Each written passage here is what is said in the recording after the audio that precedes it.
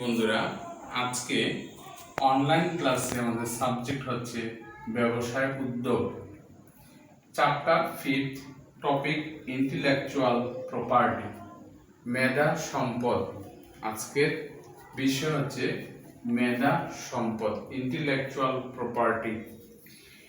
ব্যবসা আইনগত দিক। ব্যবসা আইনগত দিক এর আগে আমরা ইতিপূর্বে এ সম্পর্কে আইনগত বিষয় সম্পর্কে আলোচনা করেছি। আজকে আমরা আলোচনা করব মেধা সম্পদ। মেধা সম্পদ কোনগুলো? মনন ও মেধা দ্বারা সৃষ্ট কাজই মেধা সম্পদ। শিক্ষার্থী বন্ধুরা, তোমরা শুনলা মেধা সম্পদ কি? মনন ও মেধা দ্বারা কাজ সম্পূর্ণ করাকে মেধা সম্পদ বলে। ব্যবসায়, শিল্পে বা বাণিজ্যে প্রসারে উপযোগী আবিষ্কার, সাহিত্য ও শিল্পকর্ম, নকশা, প্রতীক, নাম ইত্যাদি মেধা সম্পদ অন্তর্ভুক্ত। প্রথমত প্রশ্ন ছিল আবিষ্কার, উপযোগী আবিষ্কার, সাহিত্য, শিল্প। প্রথমটা হলো ইনভেনশন,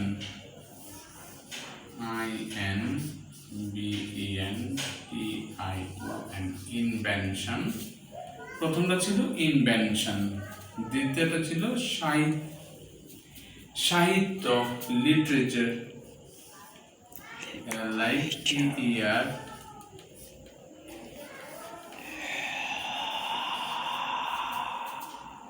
লিটারেচার। 3 নম্বর শিল্পকর্ম, নকশা, প্রতীক, ট্রেডমার্ক,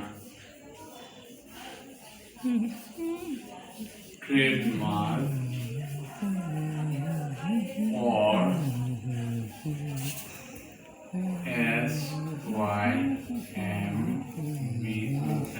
symbol। সুপ্রিয় শিক্ষার্থী বন্ধুরা, তোমরা এই 3টি বিষয়ের উপরে আজকে আমরা মেধা সম্পদের কথা বলবো। প্রথমত হচ্ছে ইনভেনশন। ইনভেনশন কথার অর্থ হচ্ছে আবিষ্কার, যেটি উপযোগী, মানুষের উপযোগী কিছু বস্তু, দ্রব্য অথবা সেবাকর্ম আবিষ্কার। যেমন চিকিৎসা বিজ্ঞানে এক্স-রে, ল্যাপারোস্কোপি, এন্ডোস্কোপি, এরকম আলট্রাসোনোগ্রাফি, এগুলো ইনভেনশনের আওতায়। এটা চিকিৎসা বিজ্ঞান। শিক্ষার ক্ষেত্রে নতুন নতুন পদ্ধতি অবলম্বন করে শিক্ষার্থীর সুপ্ত প্রতিভা জাগ্রত করার যে কৌশল, যে কিউরিওসিটি উদ্ভাবন করা, সেটি হচ্ছে ইনভেনশন শিক্ষার ক্ষেত্রে। এবং আমাদের জীবনযাপনের ক্ষেত্রেও আরো কিছু আবিষ্কার হয়েছে, ইলেকট্রিসিটি আবিষ্কার, জ্বালানি, জীবাশ্ম জ্বালানি আবিষ্কার।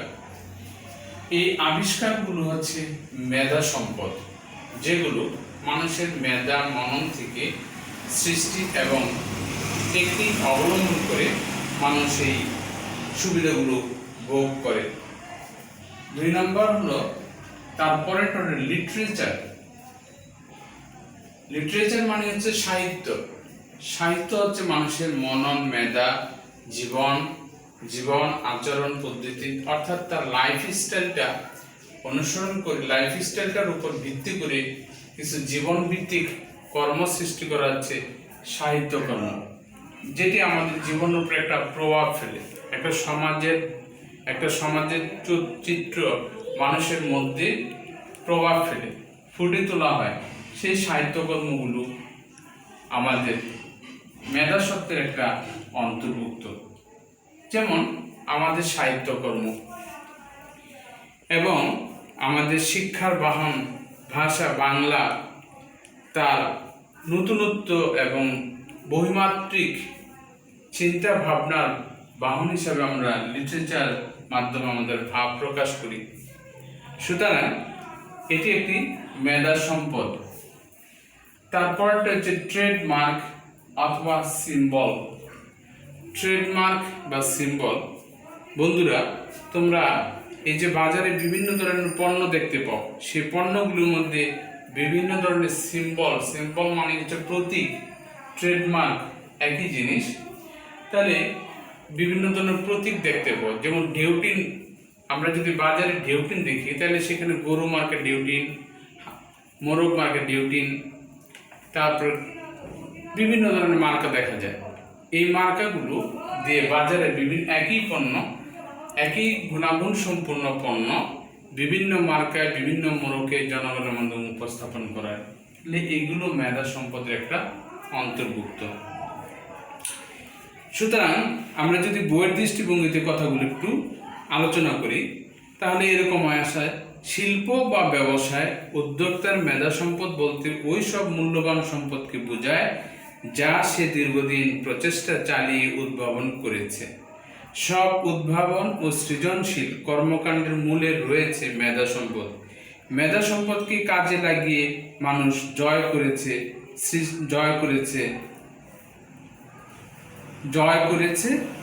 সৃষ্টি অনেক অজানা রহস্য। মেধা সম্পদকে কাজে লাগিয়ে মানুষ আজ সাগর মহাসাগরের তলদেশের রহস্য উন্মোচন করতে সক্ষম হচ্ছে। আকাশ মহাকাশে গমন করে অজানা অনেক তথ্য উদ্ভাবন করার চেষ্টা করছে। সুতরাং দেখা যাচ্ছে যে মেধা সম্পদ আমাদের জীবন আচরণের একটা সবচেয়ে বড় সম্পদ। সম্ভব করে তুলেছে অনেক অসম্ভবকে, যেগুলো মানুষ চিন্তাও করতে পারেনি এক সময়। যেমন ইলেকট্রিসিটি, বিজ্ঞানের এক বিস্ময়কর আবিষ্কার ইলেকট্রিসিটি। তারপরে সেকেন্ড স্টেজে রয়েছে কম্পিউটার, ইন্টারনেট, মোবাইল সেবাসমূহ, যেগুলো মানুষকে এক ছাতার নিচে, সারা পৃথিবীর মানুষকে এক ছাতার নিচে একত্রিত করেছে। মুহূর্তের মধ্যে পৃথিবীর মানুষ এক অপরের সাথে তার ভাব, আচরণ, ভাব বিনিময় করতে সক্ষম হচ্ছে, যা আজ থেকে 20-25 বছর আগে চিন্তার বাহিরে ছিল। সুতরাং এই অজানা বিষয়গুলো সম্ভব করে তুলেছে আবিষ্কার। এসব সম্পদের মধ্যে প্যাটেন্ট, ট্রেডমার্ক, কপিরাইট অন্যতম। আমরা প্যাটেন্টের কথা বলেছিলাম, ট্রেডমার্কের কথা বলেছিলাম, অথবা সিম্বলের কথা বলেছিলাম। তাহলে তোমরা দেখো বাজারে আমরা ডিউটিনের কথা বললাম। ডিউটিন ছাড়াও অন্যান্য পণ্যের গায়ে তোমরা বিভিন্ন ধরনের প্রতীক দেখতে পাবে। প্রতীকের মাধ্যমে পণ্যের গুণাগুণ এবং পণ্যের মান গুণ জনগণের কাছে বা সাধারণ ক্রেতার কাছে রেখে উপস্থাপনা করার এবং পণ্যটার সত্য হেফাজত করার একটা বড় কৌশল। সারা বিশ্বের মতো বাংলাদেশেও 26শে এপ্রিল বিশ্ব মেধা সম্পদ দিবস পালিত হয়। তাহলে বন্ধুরা এখানে একটা অবজেক্টিভ আমরা পেয়ে গেলাম, সেটি হলো সারা বিশ্বে 26শে এপ্রিল মেধা সম্পদ দিবস। কত তারিখ? 26 তারিখ মেধা সম্পদ দিবস পালিত হয়। বন্ধুরা আমরা এখন প্যাটেন্ট নিয়ে কথা বলবো। প্যাটেন্ট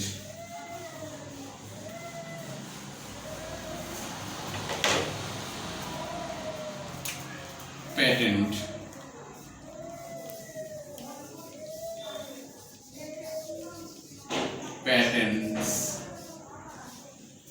প্যাটেন্ট মেধা সম্পদের একটি অংশ। প্যাটেন্ট হলো এক ধরনের মেধা সম্পদ, a part of intellectual property, one kind of patent. প্যাটেন্টের মাধ্যমে এরূপ আবিষ্কারের জন্য আবিষ্কারককে তার স্বীকৃতি স্বরূপ একটি নির্দিষ্ট সময়ের জন্য একচেটিয়া মালিকানা প্রদান করা হয়।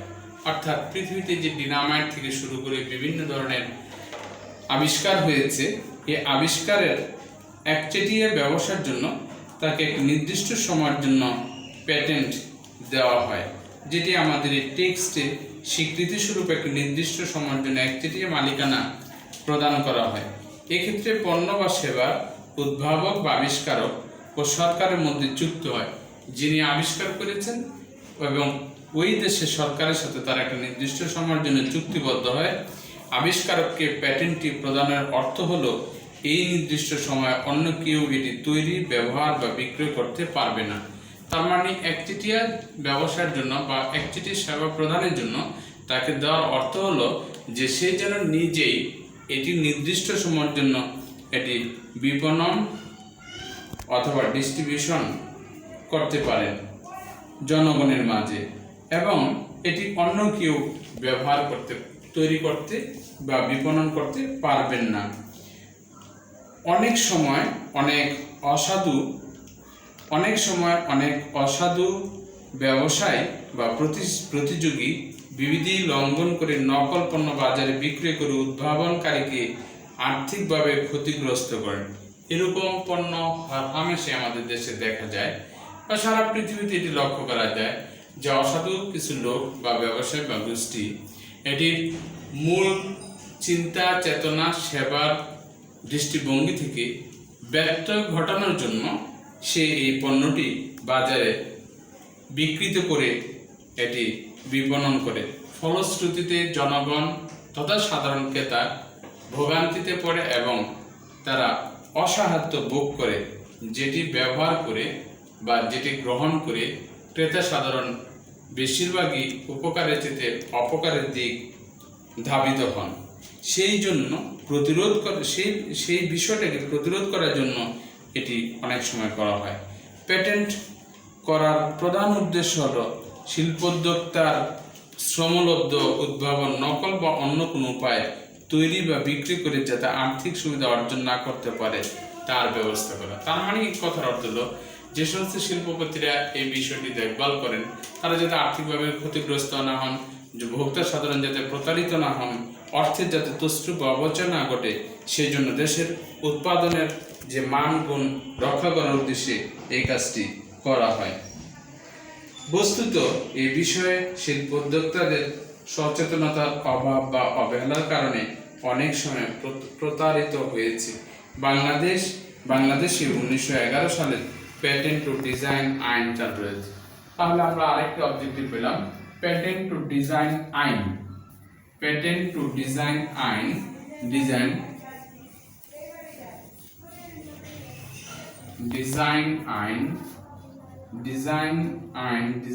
অ্যাক্ট 1911। অর্থাৎ ডিজাইন আইনটা কত? 1911 এটি চালু রয়েছে। পণ্য বা প্রতীক বা ট্রেডমার্ক, যেটি আমরা একটু আগে আলাপ করেছিলাম, পণ্য, ট্রেডমার্ক বা প্রতীক নিয়ে। তাহলে বন্ধুরা চলো আমরা প্রতীক বা ট্রেডমার্ক কি সেটা আমরা একটু দেখি। ট্রেডমার্ক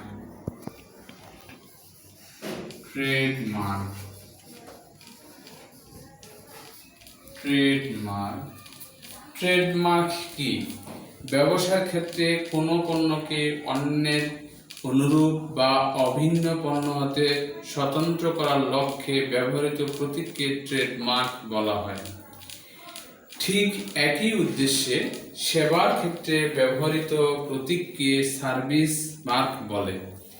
এটাকে কি মার্ক বলে?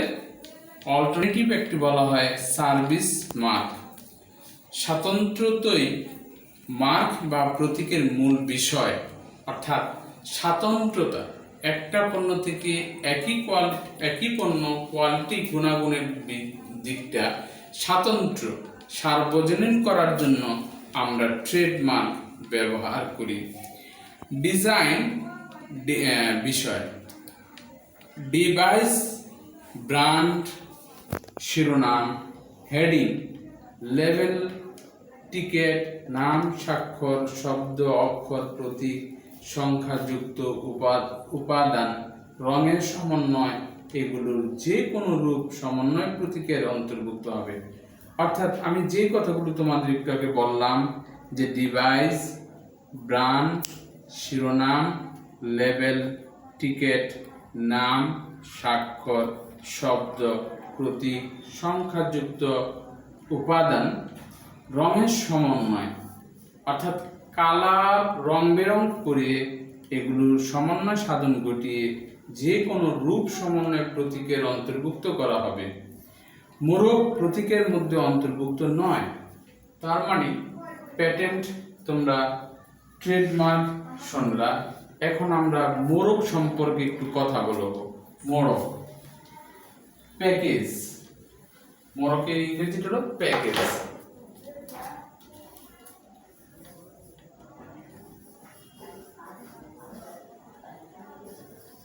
প্যাকেট or package, প্যাকেট, বাংলায় বলে মোড়ক।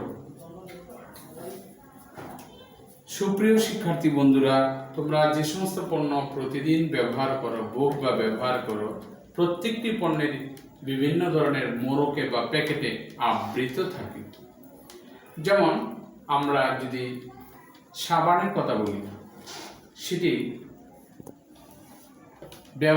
ব্যবহারের দিক থেকে অথবা মূল্যের দিক থেকে যদি আমরা ভেরিয়েশন করি, যেমন আমাদের যে সমস্ত সাবানগুলো স্কিনে ব্যবহার করা হয়, যেমন লাক্স, মেরিল, তিব্বত বিউটি সোপ, এরকম অসংখ্য সোপ যেগুলো আমাদের স্কিনের জন্য, সফট কোমল স্কিনের জন্য ব্যবহার করা হয়, এগুলোর মোড়ক তোমরা দেখেছো। উপরের প্যাকেটটা রং বেরঙের হয়, বিভিন্ন লেখা থাকে এবং এর উপাদান, এর ব্যবহার, বিষয়গুলো অন্তর্ভুক্ত থাকে। এমনিভাবে যে সমস্ত সাবানগুলো আমরা সাধারণত কাপড় কাচার জন্য ইউজ করি বা ব্যবহার করি, সেই সাবানগুলোর প্যাকেটের রং, তার প্যাকেটের রূপ এবং প্যাকেটের ধরন একটু ভিন্ন। দামের দিক থেকেও একটু তারতম্য রয়েছে এবং প্যাকেটের ক্ষেত্রে তারতম্য রয়েছে। সুতরাং মোড়ক পণ্যের গুণাগুণ, পণ্যের চাহিদা, পণ্যের উপযোগিতার উপরে মোড়কের একটা ব্যবহার রয়েছে। এই মোড়ক পণ্য বা ট্রেডমার্কের অন্তর্ভুক্ত নয়, এটি একটা ব্যতিক্রম বা অন্য আঙ্গিকের বিষয়। তাহলে আমরা দেখলাম যে ট্রেডমার্ক হলে পণ্যের খালি স্বাতন্ত্রতা লক্ষ্য করা যায় না, প্যাকেট বা মোড়কেও পণ্যের স্বাতন্ত্রতা, ভিন্নতা, কাস্টমারের রুচি, চাহিদা সৃষ্টিতে সহায়তা করে। এমনিভাবে আরও অনেক পণ্য বাজারে রয়েছে। আমি তো তোমাদের একটা সাবানের এক্সাম্পল দিয়ে বিষয়টা ক্লিয়ার করার চেষ্টা করলাম। এমনিভাবে অনেক পণ্য রয়েছে, যেমন বিভিন্ন ধরনের পারফিউমারি, বিভিন্ন ধরনের খাদ্য সামগ্রী, প্যাকেটের একটা বিষয় রয়েছে। আজকে আমরা কপিরাইট, তারপরে বিষয় হচ্ছে কপিরাইট নিয়ে আলোচনা করব। কপিরাইট। শিক্ষার্থী বন্ধুরা, এখন আমরা যে বিষয়টি নিয়ে কথা বলবো সেটা হচ্ছে কপিরাইট। তাহলে কপিরাইট হচ্ছে ইন্টেলেকচুয়ালের একটি অন্তর্ভুক্ত বিষয়। এটি এই মেধা সম্পদের একটা অংশ কপিরাইট। তাহলে কপিরাইট কি, আমরা সে সম্পর্কে একটু আলোচনা করব। কপিরাইট হচ্ছে একটি গুরুত্বপূর্ণ বুদ্ধিভিত্তিক সম্পদ, যা রক্ষা করার ব্যবস্থা না করলে এর স্বত্বাধিকারী বা মালিক ক্ষতিগ্রস্ত হতে পারে। তাহলে কপিরাইট আমরা বুঝলাম একটা গুরুত্বপূর্ণ বুদ্ধিভিত্তিক, অর্থাৎ মেধা সম্পদ, সম্পূর্ণ মেধা সম্পদ কাজে লাগিয়ে সেটাকে আর্থিক, মানসিক এবং চাহিদা নিরিখে সেবা সরবরাহ করার যে কৌশল বা টেকনিক, সেটা হচ্ছে কপিরাইট একটা বিষয়। তার একটা বিষয় হচ্ছে কপিরাইট। তাহলে এই কপিরাইট যদি আমরা এই বুদ্ধিভিত্তিক সম্পদটা রক্ষা করার জন্য কপিরাইট আইন ব্যবহার করতে পারি, এবং কপিরাইট যদি না করি তাহলে স্বত্বাধিকারী, তার মানে কোন যে এই বিষয়টি যিনি মালিক, তিনি ক্ষতিগ্রস্ত, আর্থিকভাবে ক্ষতিগ্রস্ত হবেন, তার ব্যবসায়িক ক্ষতিগ্রস্ত হওয়ার আশঙ্কা রয়েছে। কপিরাইটের মাধ্যমে সাহিত্য, শিল্পকর্ম ও অন্যান্য শিল্পকলা সৃষ্টিকারীকে তার সৃষ্টির মেধা সম্পদ ব্যবহারের একচ্ছত্র অধিকার প্রদান করা হয়। এই যে বিভিন্ন নাটক, গল্প, কবিতা, বিভিন্ন প্রবন্ধ, উপন্যাস, নোবেল ফিকশন, আমরা যাই দেখি না কেন বাজারে, এগুলোর প্রত্যেকটি কিন্তু এটার বাস্তব এবং চাহিদা নিরিখে সমাজের মানুষকে সর্বাঙ্গীনভাবে সাপ্লাই দেওয়ার জন্য, সরবরাহ করার জন্য আমরা কপিরাইট আইনের অন্তর্ভুক্ত করতে পারি। কপিরাইট আইনের অন্তর্ভুক্ত না করলে এটি নকল হওয়ার সম্ভাবনা আছে, এর আসল উদ্দেশ্য, আসল অর্থ এবং উদ্দেশ্য ব্যাহত হওয়ার সম্ভাবনা আছে, যার ফলশ্রুতিতে জনগণ তথা সমাজ ক্ষতিগ্রস্ত হওয়ার আশঙ্কা রয়েছে। উদাহরণস্বরূপ বলা যায়, যখন কোনো পুস্তকের লেখক এবং প্রকাশকের মধ্যে বইটি মুদ্রণ ও বাজারজাতকরণের জন্য নির্দিষ্ট সময়ের চুক্তি হয়, একে কপিরাইট চুক্তি বলা হয়। চুক্তিপত্রের সময় রয়্যালটির পরিমাণ প্রভৃতি উল্লেখ থাকে। চুক্তিপত্রে রেজিস্ট্রি করা থাকলে চুক্তি ভঙ্গের জন্য লেখক কোর্টে প্রতিকার চাইতে পারেন। সুতরাং শিক্ষার্থী বন্ধুরা, তোমরা আজকে কপিরাইট পর্যন্ত আমরা আলোচনা করলাম। পরবর্তীতে আমরা আলোচনা করব Bangladesh standard and testing institute, যাকে সংক্ষেপে বলে BSTI। সুপ্রিয় শিক্ষার্থী বন্ধুরা, তোমাদেরকে আজকে অনলাইন ব্যবসায় উদ্যোগ ক্লাসে আবারও সবাইকে শুভেচ্ছা জানিয়ে এখানেই সমাপ্ত করছি। খোদা হাফেজ।